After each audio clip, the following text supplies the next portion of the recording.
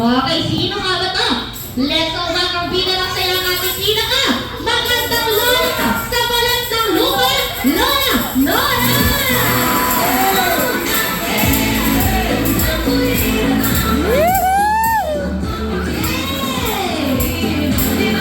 Parang nagulat si Lola. Ulit natin, Lola. Gusto ko. Rumampa ka parang Miss Universe. Ayan. Okay. Let's give it up. Okay. Kung maganda si ating birthday celebrator, hindi siya magpapatalo sa kagandahan. Okay, let's go.